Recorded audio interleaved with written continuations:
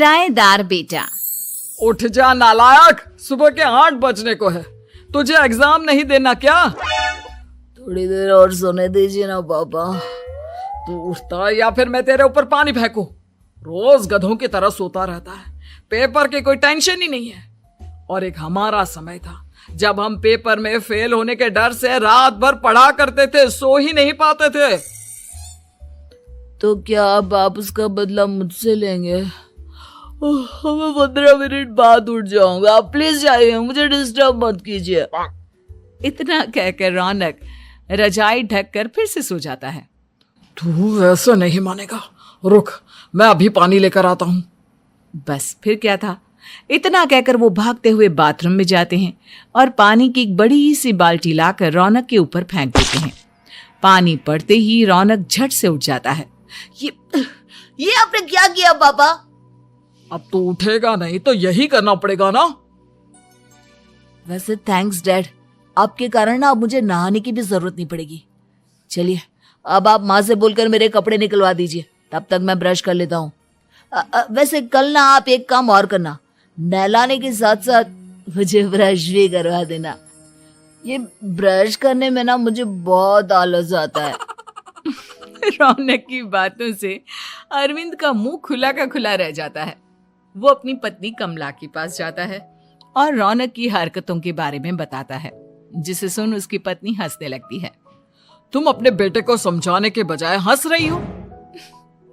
रौनक बच्चा है, धीरे धीरे सुधर जाएगा, आप क्यों उसके पीछे पड़े रहते हो? अभी नहीं सुधरेगा तो कब सुधरेगा? 10वीं क्लास में है रौनक, वो अब कोई बच्चा नहीं रहा। अरविंद की इतना बोलते ही वहां रौनक भी आ जाता है। क्या डैड, मैंने आपको एक काम दिया था, वो भी नहीं हुआ आपसे। अरे क्या हुआ बेटा? माँ, मैंने डैड से बोला था कि वो आपको बोलकर मेरे स्कूल की यूनिफॉर्म निकाल दे, लेकिन मेरे पीछे पड़ने के अलावा इनसे एक काम ढंग से नहीं होता। देख रही हो कमला, देख रही हो अपने लाडले को? अरे आप चुप रहिए जी। चलो बेटा, मैं तुम्हें कपड़े निकाल कर दे देती हूँ। बस ऐसे ही साल पर साल बीतते जाते हैं, लेकिन रौनक के रवैये में कोई बदलाव नहीं आता। वो पहले से भी ज्यादा आलसी और पूरी तरह अपने माता पिता पर निर्भर हो जाता है। 2 साल बाद पता नहीं कहाँ गायब रहता है पूरे दिन, अब तक तो आ जाना चाहिए था। अरे आप इतनी फिक्र क्यों कर रहे हैं उसकी? दोस्तों के साथ खेल रहा होगा, आ जाएगा अभी। ये कोई टाइम है खेलने का? 10 बजने वाले हैं, इतनी रात में कौन खेलता है? कमला कुछ कहती उससे पहले ही रौनक वहां आ जाता है। मम्मी जल्दी से खाना लगा दो, बहुत भूख लग रही है। तुम्हें तब तक खाना नहीं मिलेगा जब तक तुम बता नहीं देते कि इतनी रात गए कहां से आ रहे हो। ओ प्लीज डैड, अब आप एसी पे प्रद्युमन बनकर मेरे सर पर बंदूक लेकर मत बैठ जाना। अपनी फालतू की बकवास बंद कर और बता कहां से आ रहा है। माँ अब समझाइए ना डैड को। बता देना बेटा, इनको भी तसल्ली हो जाएगी। आप बोल रही हैं तो बता देता हूँ, मैं दोस्तों के साथ मूवी देखने गया था, इसलिए देर हो गई। तो इन सब चीजों में मेरे पैसे उड़ाता है? कभी 1 रुपया कमाने के बारे में सोचा है तूने? जब देखो हवा की तरह पैसे उड़ाता रहता है। माँ अब आप इन्हें चुप करा दीजिए, वरना ना मुझे गुस्सा आ जाएगा। अच्छा क्या कर लेगा? बता ना, क्या कर लेगा तू? वैसे बात तो ठीक ही है, मैं कर ही क्या सकता हूँ। पैसे तो फिर भी मैं आपसे ही मांगूंगा ना। चलिए अब ये सब बात छोड़िए और मम्मी मेरे लिए खाना लगा दीजिए। अभी लगा देती हूँ बेटा। मैं बता रहा हूँ कमला, एक दिन ये ऐसे ही बिगड़ जाएगा। उफ़ो, आप क्यों इतना पीछे पड़े रहते हो मेरे बच्चे के? बात की बाद में देखेंगे, अभी आप शांति से उसे खाना खाने देंगे। अगले दिन डैडी मुझे 10,000 रुपए चाहिए। हाँ? अब इतने पैसे क्यों चाहिए तुझे? डैड आप बिना सवाल किए कभी पैसे नहीं दे सकते क्या? जब तक तू बताएगा नहीं तुझे पैसे भी नहीं मिलेंगे। अरे अब आप अपने बेटे को पैसे भी नहीं दे सकते? नालायक, तेरी उम्र के लोग नौकरी करते हैं और एक तू है जो नौकरी करने का नाम ही नहीं लेता कभी। आप लोगों के होते हुए भला मैं नौकरी क्यों करूं? अरे हम कब तक पैसे देंगे तुझे? तुझे भी तो अपने पैरों पर खड़ा होना होगा ना। कौन सा उधार के पैरों पर खड़ा हूं? अपने ही तो पैरों पर खड़ा हूं मैं। इसी तरह रौनक दिन प्रतिदिन लापरवाह होता जाता है। उसकी लापरवाही को देखते हुए अरविंद और कमला अपने बेटे की शादी कराने का फैसला लेते हैं और 1 महीने के अंदर अंदर ही रौनक की शादी मेघा नाम की लड़की से करा देते हैं। शादी के कुछ दिन बाद, रौनक, मुझे एक अच्छी सी साड़ी चाहिए, आप ला दोगे ना? हाँ, क्यों नहीं। कितने तक की आती है साड़ी? यही करीब 5,000 तक की। तुम चिंता मत करो, मैं आज ही डैडी से पैसे मांगकर तुम्हारे लिए साड़ी ले आऊंगा। आप कब तक ऐसे ही अपने पापा से पैसे मांगते रहेंगे? कोई अच्छी सी नौकरी क्यों नहीं कर लेते आप? अरे डैड के होते हुए मुझे नौकरी करने की जरूरत ही क्या है? पर आप ऐसे कब तक उनसे पैसे मांगते रहेंगे? कुछ आपको अपने दम पर भी तो करना होगा ना। अब तुम भी बाकी लोगों की तरह मुझे ज्ञान देना शुरू मत कर देना। साड़ी चाहिए ना तुम्हें, मिल जाएगी बस। इतना कहकर रौनक अपने पिता से पैसे मांगने चला जाता है। डैडी, मुझे 5,000 रुपया चाहिए। अब 5,000 क्यों चाहिए तुझे? वो मेघा को साड़ी चाहिए थी। अरविंद आगे बिना कुछ कहे चुपचाप उसे पैसे निकाल कर दे देता है। कुछ दिन बाद, तुम्हें नहीं लगता कमला, रौनक हम पर पहले से भी ज्यादा डिपेंड हो गया है?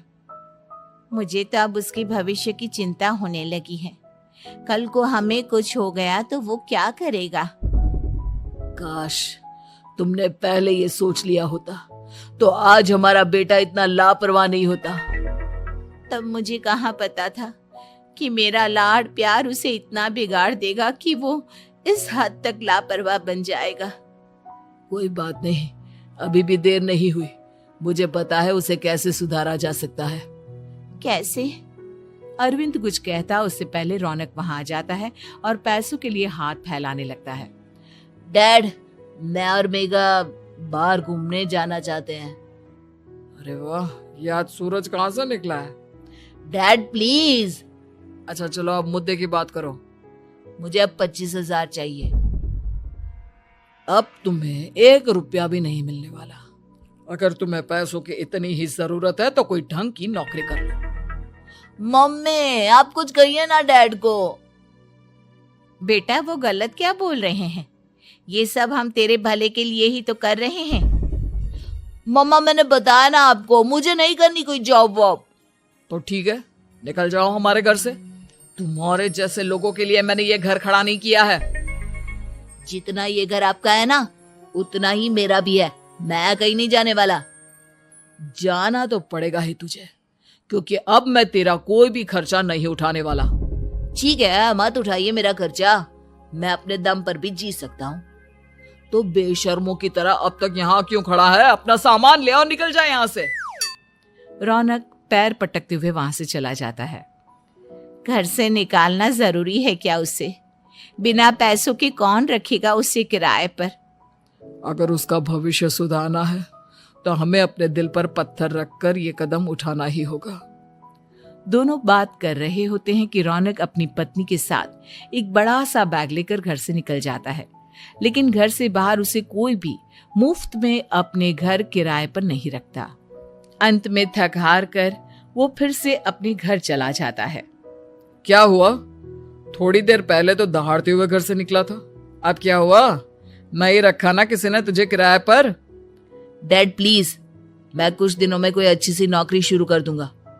आप तब तक तो हमें रख लीजिए प्लीज। सुबह से रात हो चुकी है लेकिन कोई हमें रखने को राजी नहीं है। अब आप ही बताइए, इतनी रात को मैं मेघा को लेकर कहाँ जाऊंगा?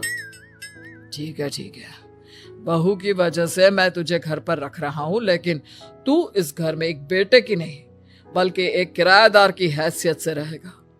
3 महीने है तेरे पास। इन 3 महीनों के अंदर अंदर मुझे तेरी पहली तनख्वाह हाथ में चाहिए, समझ गया? पक्का डैड, इन 3 महीनों के अंदर अंदर तो कोई बढ़िया सी नौकरी ढूंढ ही लूंगा मैं। ऐसे ही धीरे धीरे समय बीतने लगता है और अरविंद के दिए 3 महीनों में से 2 महीने बीत चुके होते हैं। पापा जी ने हमें 3 महीने दिए थे, जिसमें से 2 महीने तो बीत चुके हैं। अब ये आखिरी महीना बचा है। अरे तुम चिंता मत करो, आज मेरा ना 2 जगह इंटरव्यू है, दोनों में से कहीं ना कहीं तो जॉब लग ही जाएगी। अच्छा, all the best. Raunak interview के लिए निकल जाता है, जिसके बाद शाम में रौनक घर आता है। कैसा गया इंटरव्यू? आपकी नौकरी लगी या नहीं? अरे पहले सांस तो ले लेने दो अच्छे से। बताइए ना, मुझसे तो जरा भी इंतजार नहीं हो रहा है।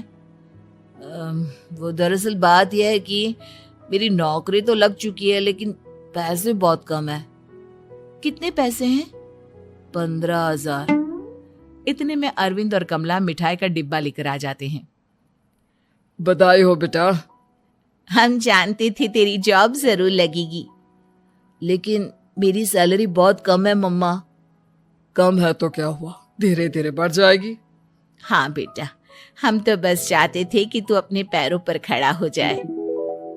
मतलब अब आप मुझे घर से नहीं निकालेंगे? नहीं, ये सब हमने तुझे जिम्मेदार इंसान बनाने के लिए किया था। Thank you mummy papa. अगर आप दोनों ऐसा नहीं करते तो मुझे कभी अपनी जिम्मेदारियों का एहसास तक नहीं होता।